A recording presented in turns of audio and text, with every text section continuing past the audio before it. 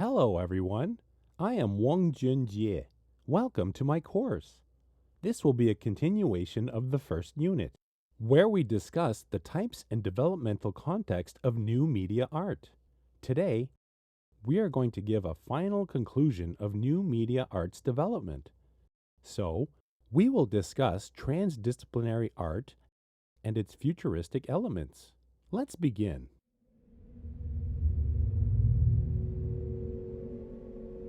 In the digital age, new media art has already become a new field in the area of art.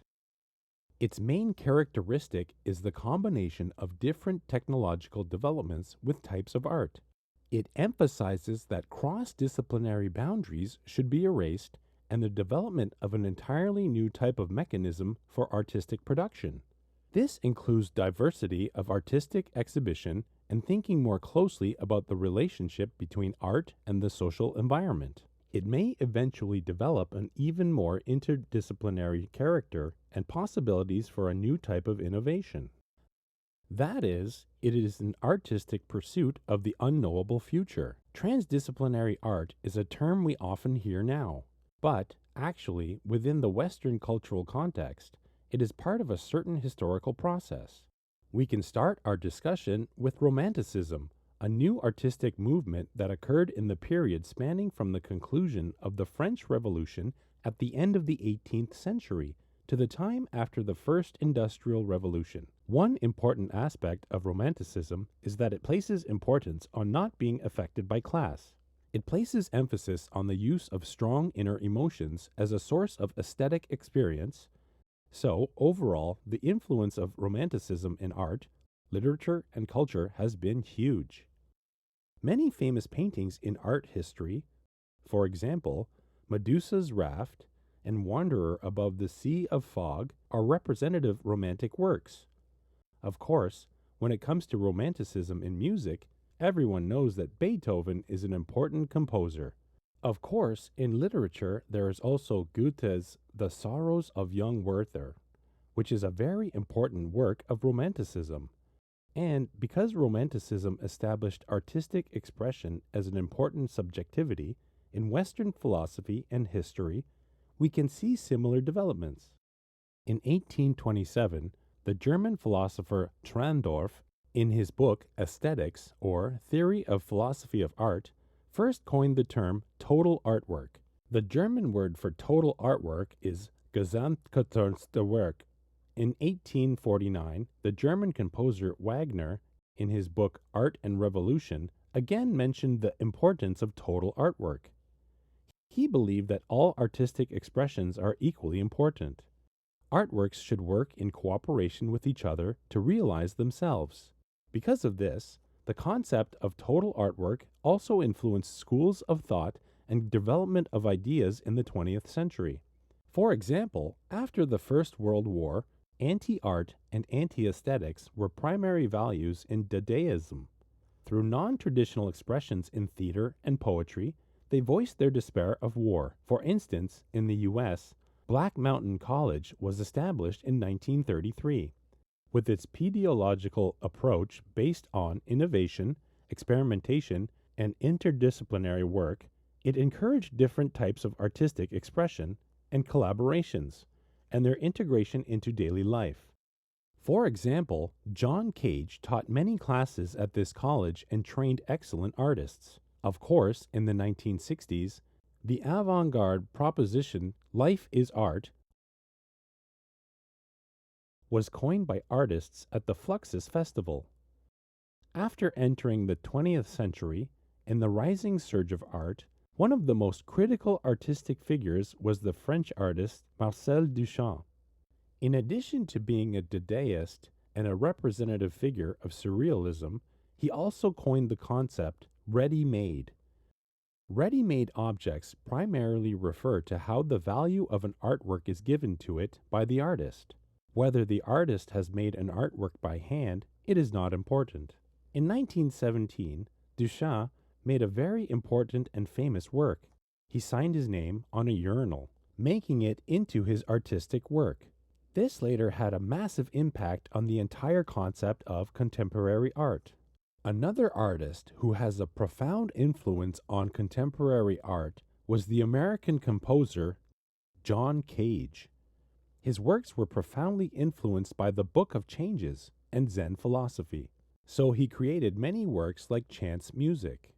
His conceptual creations guided experimental and avant-garde movements since the 1950s, including the Fluxus we mentioned earlier. They all took John Cage to be an important spiritual guide. John Cage has a few very famous works, including the Prepared Piano in 1940, as well as the 4-foot 33 from 1952, a piano piece with no notes at all. So, John Cage has a close relationship with interdisciplinary art. He carried out many interesting collaborations with the contemporary choreographer Merce Cunningham. He also enhanced the content and contemporariness of the performing arts. Beginning in the 1960s, the integration of art and technology advanced at a very accelerated speed. The Swiss artist Tinguely, in 1960, exhibited a mechanical installation at the Museum of Modern Art in New York called Homage to New York. In the 27-minute kinetic performance, this massive mechanical device slowly destroys itself. Those viewing the exhibition were terrified. In addition to combining engineering structures and kinetic power, his works broke boundaries of how people viewed art at the Museum of Modern Art.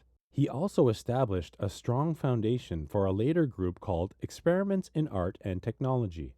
This group was formed by the artist Rauschenberg and the engineer Kluwer. In 1966, they then brought many scientists, engineers, stage directors, choreographers, and composers together in an old armory in New York to create a large-scale performative exhibition called 9 Evenings, Theater and Engineering. This was an important representative work that integrated art and technology. They also organized a group called Experiments in Art and Technology, known by its acronym EAT. EAT was a platform of artists and engineers. EAT also created an important example for interdisciplinary performances, combining technology and art that had a great influence on the future. In 1963, the American artist Stan Vanderbeek built a panoramic movie theater using an installation method that allowed for multiple images, creating an early immersive theater called Moviedrome. In this theater, what's extraordinary is that the audience had to lie on the floor to look upwards to see the projected work. This subverted the typical movie watching experience. In 1964, the Korean video artist Nam Jun-Paik, with his engineer Abe Shuya, together created a remote-controlled robot and called it K456. They had remote-controlled performances on the streets of New York. We can see Nam Jun-Paik holding the remote control and sending the robot down the streets of New York. The contemporary relationship spanning the integration of media and art has become more and more complex, but it has also evolved faster and faster, especially after 2000. There have been even more new media installations that combine interactive control programming, space, the environment, dance and theater in use together. This has caused new media art to become a more complex and more performative type of creation. For example, in 2006, the Ars Electronic Center in Linz, Austria, invited the artist Obermeier to their Future Lab to together combine virtual reality, real-time computing, live performance, and dance in a very interdisciplinary, innovative work. This work is a reinterpretation of Stravinsky's The Rite of Spring. Viewers have to wear 3D glasses to the theater to watch the 3D scenes created by the dancers dancing, live music, and real-time computer processing. In 2013, Taipei National University of the Arts Center for Art and Technology produced Taiwan's first no-man technology media theater called Sin City and invited Luxury Logico to work together with them.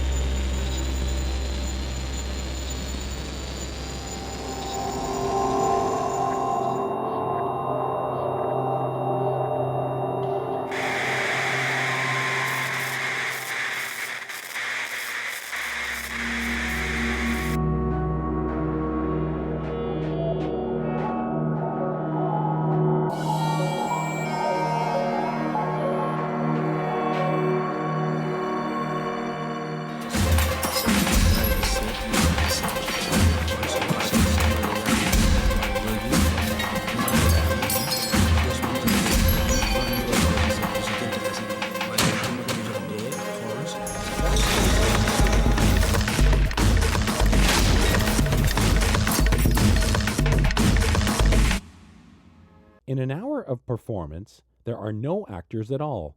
On the stage, sound, light, images, and mechanics are used to tell a story about the end of the world. So, virtual reality has already been used more and more in interdisciplinary performances. We can see that in 2015, the very young group Nax Corp released an immersive play which employs virtual reality called Render Ghost. The audience must first enter the space, and then there is a device they have to wear. Then, for the work to be completed, they follow along with a virtual-like process to experience it. These are all relatively early works that use virtual reality in interdisciplinary performance. NTUA's Center for Art and Technology has another famous creation, The Night of Sodom, which was exhibited in 2015 at the Taipei Fine Arts Museum. It was an interdisciplinary technological media performance.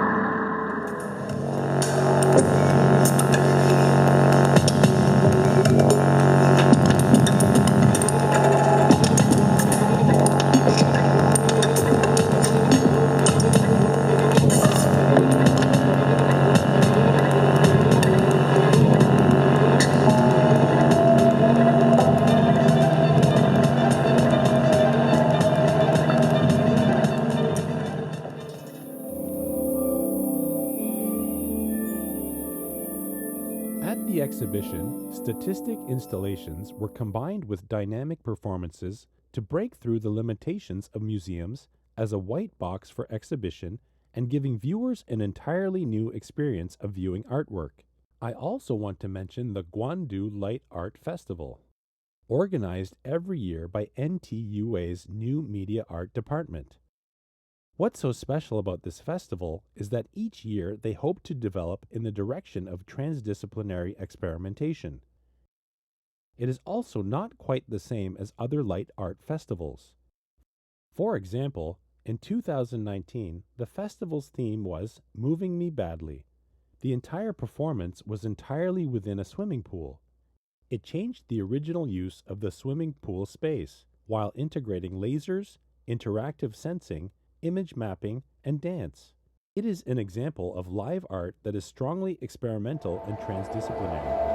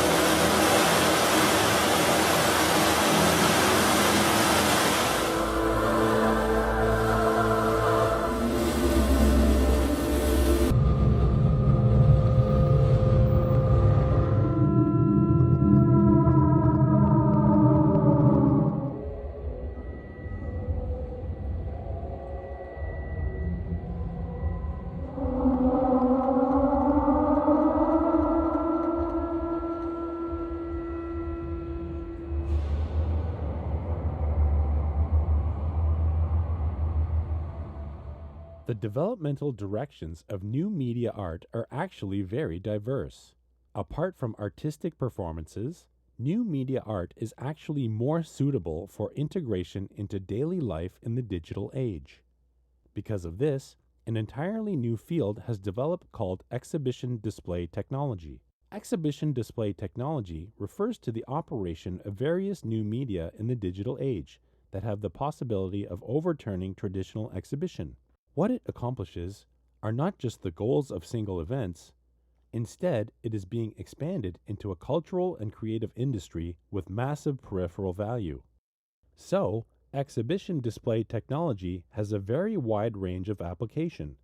Currently, it can be applied in very many areas, including artistic curation, museum spaces, performances, themed events, public art, advertisements, product exhibitions, and commercial spaces. Now we will discuss some examples of exhibition display technology. We know that in recent years, the exhibition display technology event with the largest scale and cost has been the World Expo. In each of the World Expos, we can see that they combined the latest technology and creativity and presented very good opportunities and the best settings for countries to display their soft power. For example, at the Shanghai World Expo in 2010, the UK had a very special national pavilion. Although it was a small space that didn't take up much area, that year they invited a young British architect, Heatherwick, to design a national pavilion with meaning, beauty, and style. They named this pavilion the Seed Cathedral. The Seed Cathedral was very special. It contained 260,000 seeds from 900 different kinds of plants, all embedded in acrylic columns. These acrylic columns were used to complete the entire exterior design of the pavilion. One work at the Shanghai World Expo has also once been exhibited in Taiwan, moving of the riverside scene at Qingming Festival.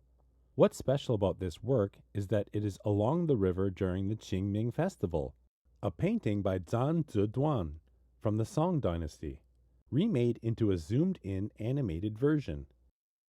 Through 3D animation, the characters and shapes from the scroll were transformed into two city scenes, one day and one night. In recent years, many important museums in the world have begun to use this kind of new media art exhibition display technology to bring exhibits to life and meet the goals of education and expanding to a younger audience. We just saw that this kind of method was used to display along the river during the Qingming Festival. This method opens up new possibilities for a group of people who have never gone to the museum to see this work. For example, in Taiwan, our National Palace Museum, including both the Taipei Palace Museum and the Chiayi Palace Museum, has opened many digital display areas, for instance, the Children's Gallery. These display areas often are the exhibition spaces that attract the most attention. These digital display areas have another good trait. They don't have to actually display the very fragile original pieces. Pieces can even be moved into different remote areas for exhibition. This creates a new possibility for exhibition display technology to be used in digital museums. Large-scale themed events are often the situations where exhibition display technologies perform the best. For example, the closing and opening ceremonies of large-scale sporting events present some of the best possibilities for such displays. One example is the opening ceremony of the Taipei 2017 Universiade. This event very successfully employed exhibition display technology in performances and in some manufactured items, like the Universiade torch. This transformed what may have been a very masculine sporting event into a lively, large-scale expression of creative new media art. Of course, the international flora exhibitions in Taipei in 2010 and Taichung in 2019 also made extensive use of exhibition display technology in their displays of flora. In the flora exhibitions, we saw not only actual flowers, but also new possibilities for the application of new media art. For example, the Pavilion of Dreams in the Taipei Flora exhibition, which is very impressive to this day, or the massive kinetic mechanical installation from the 2019 Taichung Flora exhibition, The Sound of Blooming. These works both left us with very deep impressions. Contemporary exhibition display technology has actually developed to be so large that it can support the economic scale of many emerging companies. We can take the famous Japanese new media art group Team Lab as an example. Through creative new media art design and application, they have developed new mechanisms for commercial performance. For example, their two fixed, long-term exhibitions in Tokyo. One is called Borderless and the other Planets. In these two exhibitions, they actually use a space that is similar to a massive theater. After viewers enter the space, they can experience many exhibitions and real experiences created with new media art to be immersed in this environment. In the exhibition area of Borderless, the last section has been designed as a play area for parents and children and achieves an art education function. Children can watch whales on the wall and then draw sketches or the likeness of whales from their imagination. Then, these drawings can be immediately projected onto the wall, allowing them to experience the charm of an instant interactive new media exhibition. So, from works like those of Team Lab, we can see that new media art is expanded while creating new possibilities for integrating art, commerce, and experience. Through this introduction, we can know that new media art's development in this era has closely integrated art, technology, and life in new types of artistic expression. It is not only an aesthetic and formal treatment. What's most important is that it takes us towards a future of more information and reflection. So, we can now understand how new media art in this era is integrated with our times. It is not only about learning technology and art. In this process of learning, there are a few points that we should fully understand and combine. The first is that we should understand well the history of artistic development. The second is that we should learn anew the process of technological development. The third is that the meaning and manifestations of trends in thought in the humanities are helpful to us. The fourth is how we become proficient in the use of technology is helpful for our creations. Lastly, we will need to transform integrated artistic creations and thinking to make them into creative expressions that can be used. After 18 weeks of this online course, you should understand the relationship between new media art and the times. I am sure that many of you are very curious about this field or even want to understand it more deeply. Currently, there are many art galleries and themed exhibitions that are related to the field of new media art. You should take the opportunity to view more. Additionally, absorbing new knowledge in large quantities to enrich your sources of creative inspiration is also very important. I hope that you have more opportunities to continue to learn and become involved in new media art, and that in the future you can have creative breakthroughs in your development. This is the end of the New Media Art online course. Thank you, everyone. I look forward to our next meeting.